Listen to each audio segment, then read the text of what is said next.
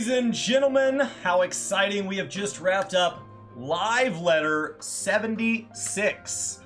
It is March 31st, 2023, and this is the first of two parts going into patch 6.4 of Final Fantasy XIV Endwalker. The next part, it will be 11 days before the patch historically. I predict that at being the 12th of May. Meaning that I predict the patch to be May 23rd. It could easily be May 30th. Remember that this will be the patch that leads us into the Fanfest season as we hype up 7.0. That will be after patch 4.5 in July in Las Vegas. And so that'll be very, very exciting.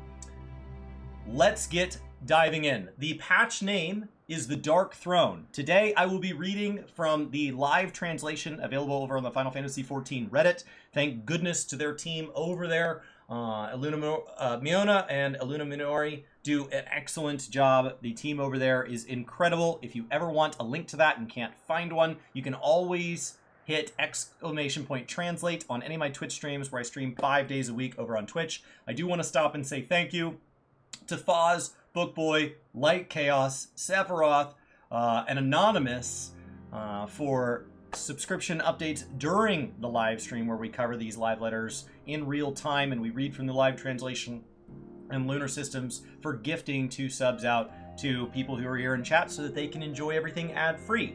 As we get into the Dark Throne, our very first patch this cycle, very first time to see this patch name, excuse me, we will have some basics with things that we know come in a patch 0.4. We will of course get new main scenario quests, and then we can expect things like Tataru's Grand Endeavor to get updated, which they talk about here. There are some kind of basics that we're getting to know pretty regularly, but we're also getting some teasers where we don't quite know where we're going. And so if you recognize this image, they did say if you have not done the We're Lit trial storyline from Shadowbringers, we recommend you do that. With the half patch, we will be also seeing somehow further Hildebrand adventures tied to the battle relics. Hopefully that's more than just 1,500 tomes this time around. Keep in mind that this will be everything in both the 0.4 and 0.45 patch cycle. And any sub patches we get, like 0.41 for a Savage Delay or 0.48 for a season update for PvP or anything like that. At this point, they said that the screenshots they don't think will be shocking. They don't see how anything could shock you. I have not done the ones for 0.35, and I look forward to it. The further Manderville weapons will be coming with that. And that, of course, means that we would be doing the Crafter Tools Splendorous update over on the 1st, where we have a long-haired version of things. If you have not done that quest line, it is delightful. See some references to the dwarves. We are getting a new dungeon, the Aether Font. Looks like this very Charlian, Dravanian hinterlands thing. It appears to be MSQ Tide. Which would mean, if it is, that means, of course, we'd be getting our duty support for it day and date.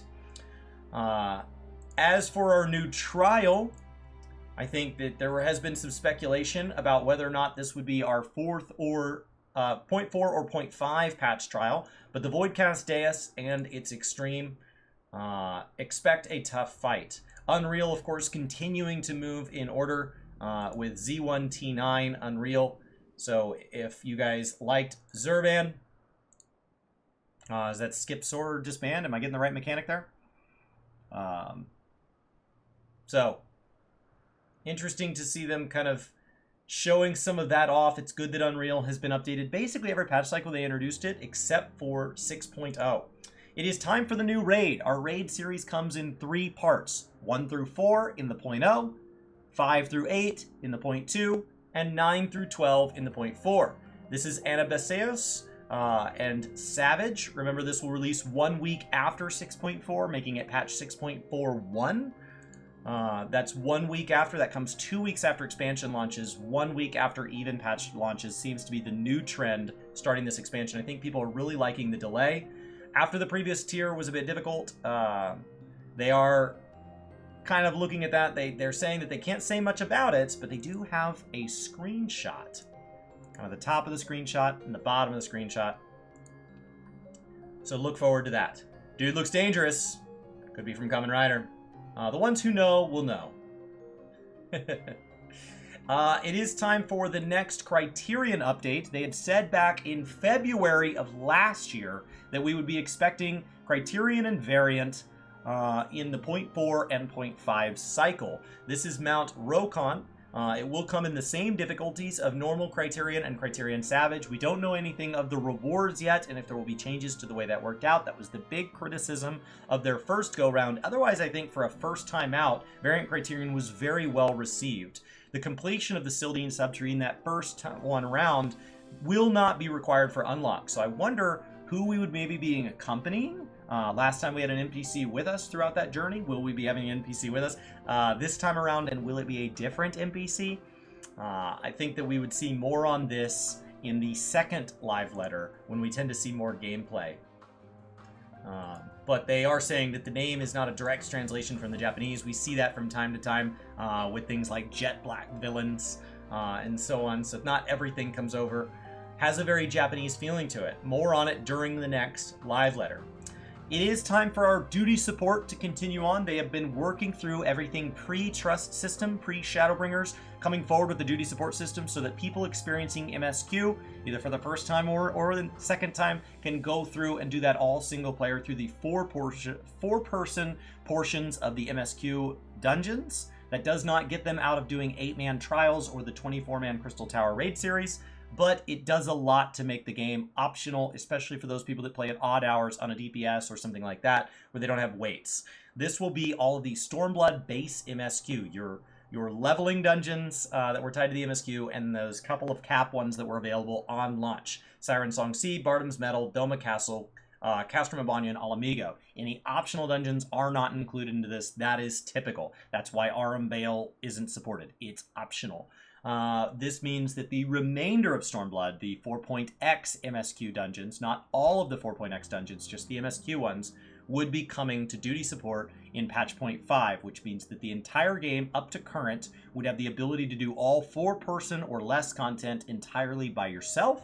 And they have talked about in 7.0 exploring if 7.0 could bring support for the 8-man trials and the 24-man Crystal Tower series, meaning that base MSQ of Final Fantasy XIV would be entirely experienceable at your own pace, with no pressure of feeling like you need to play with other players. Yoshi P is a big fan of MMOs and has said that this is not to remove people from the multiplayer, but actually to open the game up to people who maybe find that a little intimidating, and then hopefully by realizing it's not so bad, they could be welcomed into multiplayer content. So I don't expect them to ever support things like Savage or Ultimate or something like that. The goal is to open up more entry points into it, not to back people away from the multiplayer portion of the game.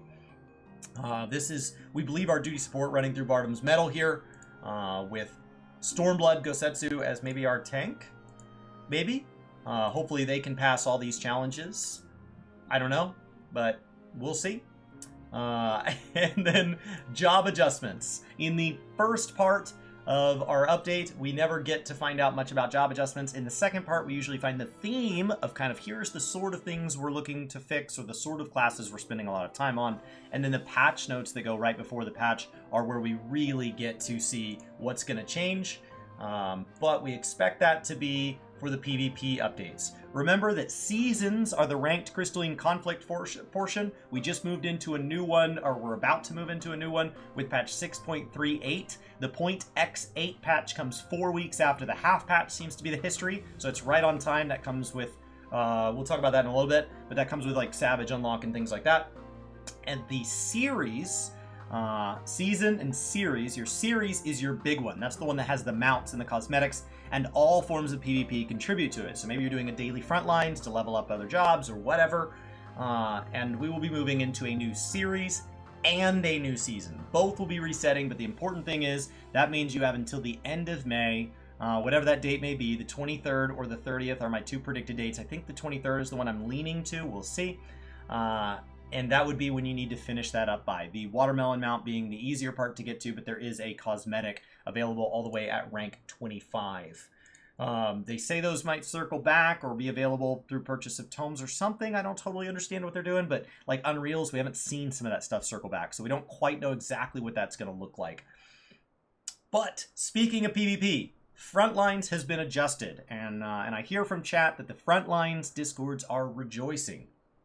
Frontlines adjustments will be a new UI element displaying match time and score as they start to see all the successes of Crystalline Conflict. It's nice to see them doing the other modes. And that Shatter rules will be adjusted. Secure will be temporarily unavailable, and they are talking about this being a result of all the jobs being adjusted around Crystalline Conflict, so this needs to shift to the other things. Now, there has been one part of the expansion that we have speculated was coming, but was never officially confirmed by Yoshi P.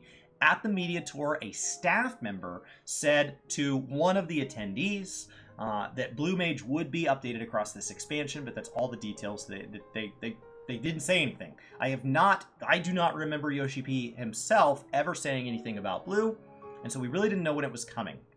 Blue first arrived in the 0.5 patch of Stormblood and was announced at Fanfest.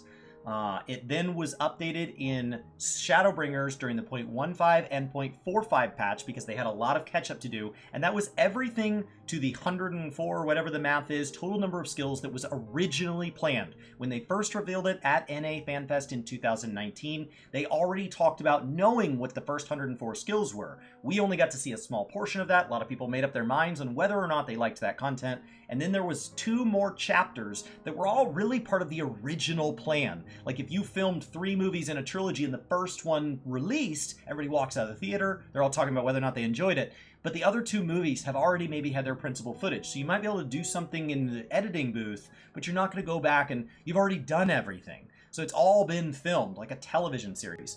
And so this is actually the first Blue Mage chapter after that. The first Blue Mage chapter that will be with feedback, with responses to what the community has thought that could have a major shift. Who knows? This will raise the level cap up 10 more levels, dropping it to just 10 levels behind our current cap. So any of you that want to have a level 80 Poetic set available for your casters, if you didn't keep one around, you can go ahead and spin that up now. If you just like grinding Tomestones, it has been the expansion of Tomestones. And there will be new spells and Blue Mage exclusive gear added, new enemies added to the Masked Carnival, and they are showing us some screenshots there in our little arena and showing us a Shadowbringers trial. Some cool things to learn. They did talk about people calling him CEO in the chat because the CEO was involved in the reveal, and in this live letter started out with a pre-show where the new CEO came in with a guitar and talked about enjoying Final Fantasy XIV. Seems like he's on the level grind with his wife, and she has gear crafted for him every night and says he's too slow, and the old one on his way out, his last day being in June, and saying farewell and thank you. That was the first half. So they played through they played through their little intermission. That was the big reveal. The first half of the first live letter out of 2 is always the least surprising. So let's talk about the second half. This is where we get a little bit more into details.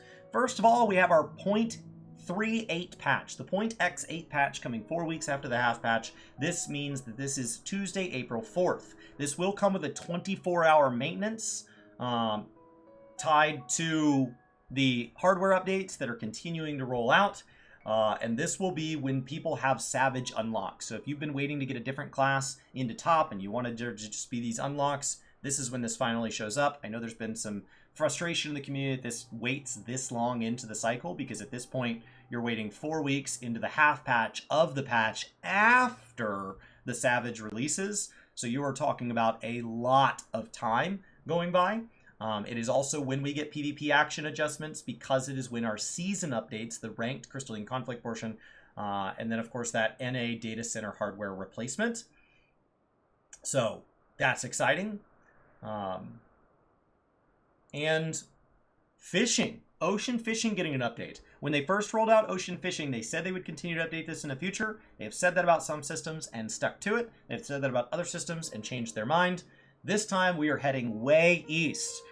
Canonically, this is many moons from the docks there in Lenosha. and we are going towards Kugane. Long voyage. Will be very fun to add new fish to that. I've been getting into fishing and big fish for my first time the last couple weeks. I've really been enjoying it, finding a whole community there. And I actually have been fishing in WoW at the same time because both games have some downtime in their fishing. So I've been catching some fish over there that had long escaped me. I just caught my Ironforge fish today when I was waiting for the live letter to go live. So I'm really enjoying fishing, and I look forward to maybe taking that into Guild Wars 2 and New World as well, though I don't know I could dual fish with those games because they're more of an active fishing experience. If you think back, when they talk about Criterion variant being updated, it is also time for Island Sanctuary to be updated. 0.4 and 0.5. They had said that there would even be an expansion to the zone at this point, and I think you will not be disappointed. We are getting new ranks, new visions, new gathering areas, new construction plots in the hideaway, which means new materials, craftable items, crops, animals, and rewards, showing off some things, getting people excited of a new animal, and showing off some of the big things here. Very cool. Somebody in the Twitch chat said this is not structurally stable. That's not, like, I don't think people realize just how thick those are, but telephone poles. And with new structures there, but there's one more aspect of it that I don't see here. So we've got Criterion in the half patch, and right here. Yoshimi had said they were looking to see if this was possible, but I didn't know if we had a confirmed date or timeline on that, if we were even going to get it. Not everything they look into is indeed possible, but support for outdoor furnishings has been added to the hideaway. This is one of the last big gates between players who do not have access to housing and players who do. An apartment gives you access to at least some element of the indoor furnishings, but not the outdoor furnishings, which feels like every patch adds more housing items. So this is outdoor furnishings placed near structures to a maximum of 90 slots. However, it will restrict things like striking dummies and gardens. And so that does mean that the Thavnarian onions are still locked away. Crops are still locked away. Your diving and airships are still locked away from anybody that does not have access to a free company house. So there's still some limitations, but that gap between housing haves and housing have-nots is getting narrower. Very cool.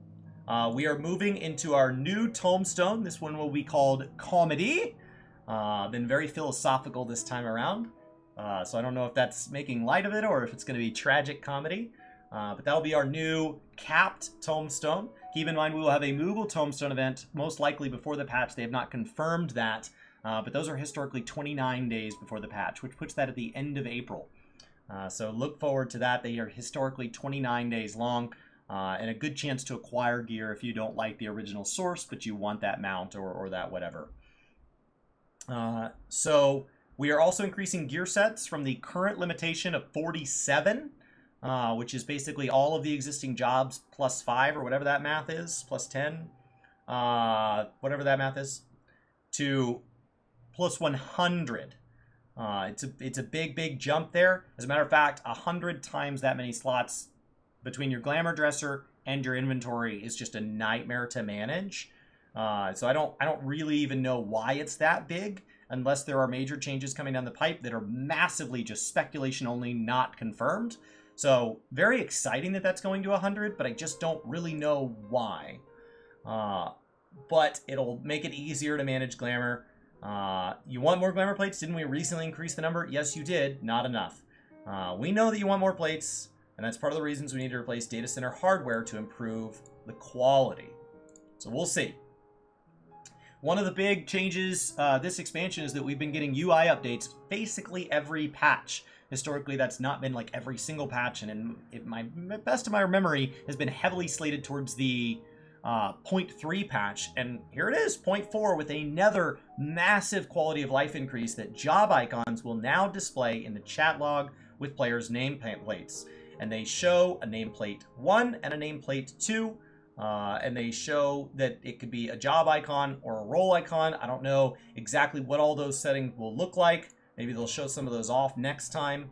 but I think that'll be a massive quality of life. For those of you that don't know, in the market board, you pay a fee to have things delivered to you as the buyer, and it's hard to kind of keep that total price in your head. You have to click on the item and then it tells you, and now you can check a box and it will just auto tell you what that total is.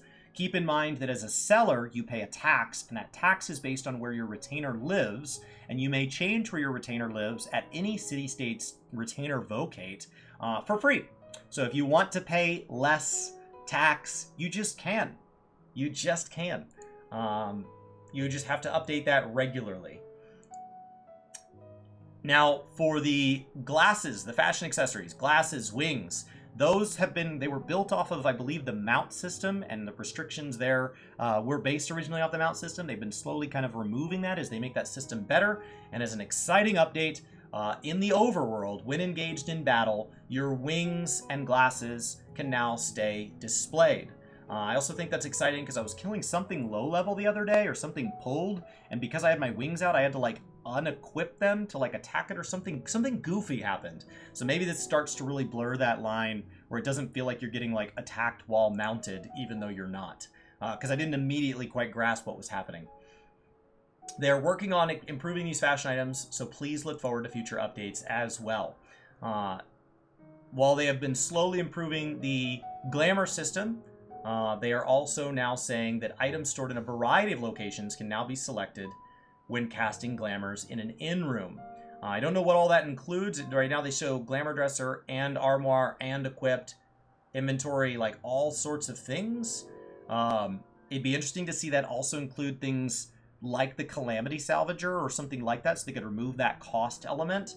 And that would really open up people's space. I think people oftentimes have things in their glamour dresser that come from the Calamity Salvager to kind of save that trip, but it would be neat to see that built in. If you want to know if something can be stored in your armoire, which has an unlimited number of spots, that's actually viewable in the tooltip.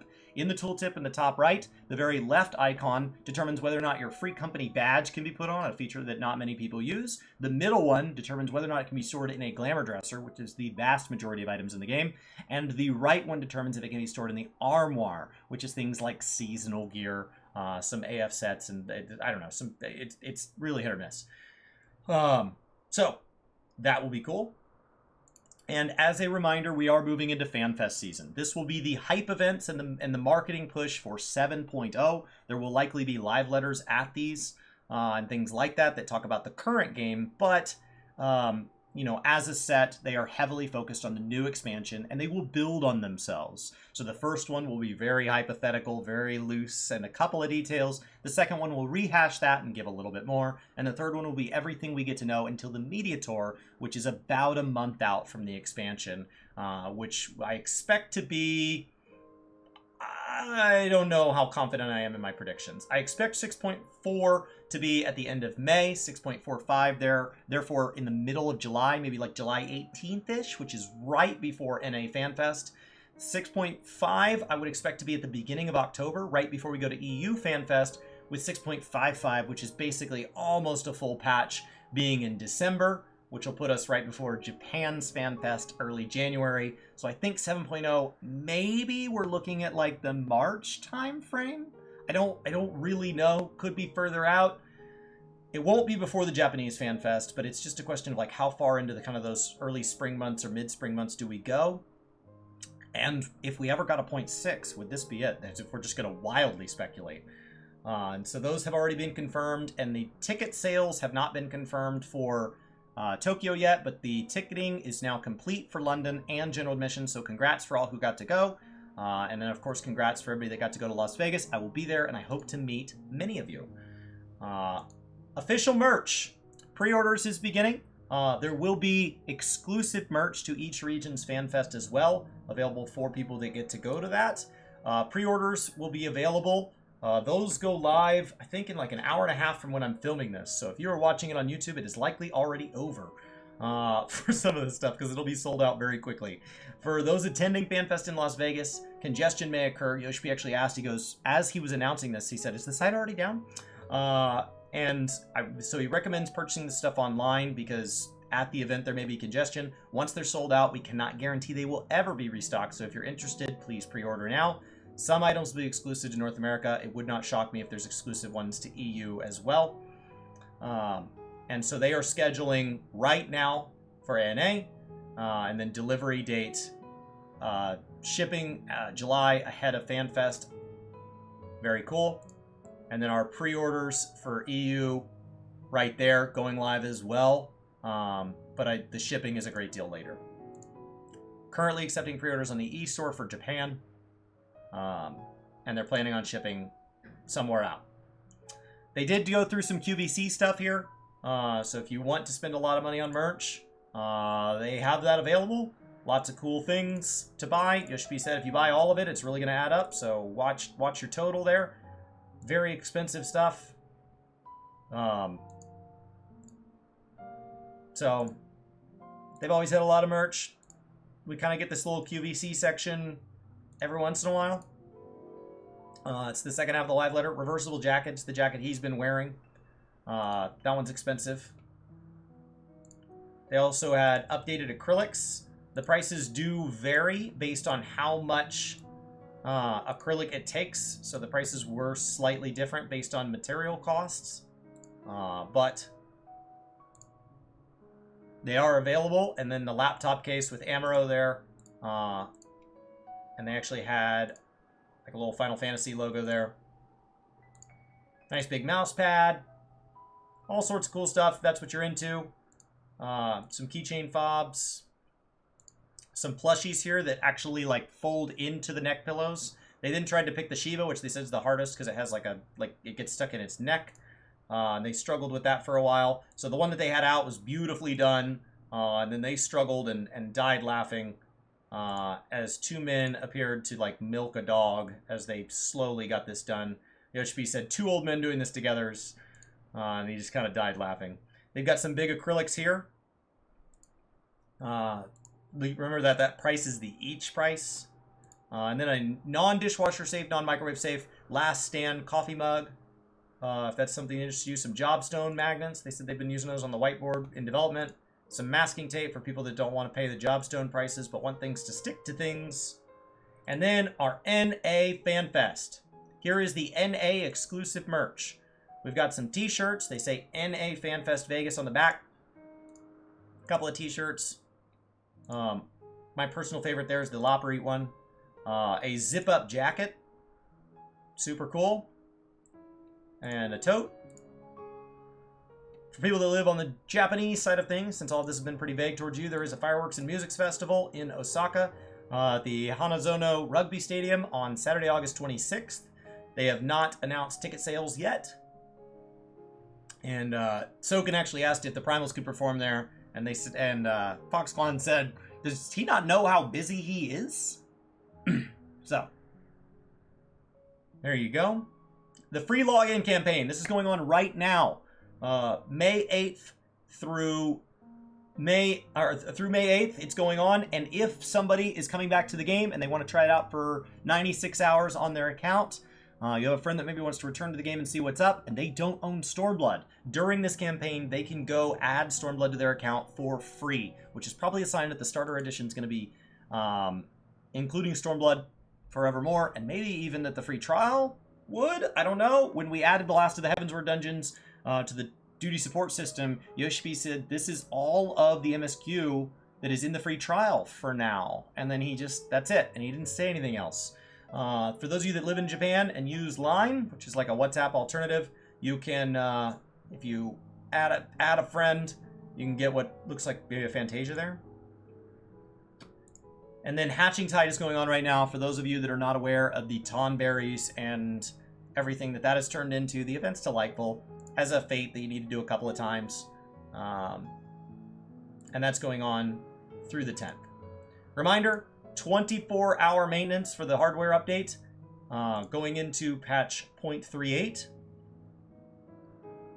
And that, ladies and gentlemen, is a live letter. Live letter 76 in the books. Nothing too crazy here. Nothing too wild. Remember that the second portion of the live letter will be in May, 11 days before the patch. So that's why they don't confirm the second live letter date, because the first live letter date can range anywhere between like 50 and 90 days before a patch. but the second live letter is usually pretty fixed. Also on the lodestone when they announced the Moogle Tomestone event. That's another very good predictor since Moogle Tomestone events have historically been right at the 29-day mark.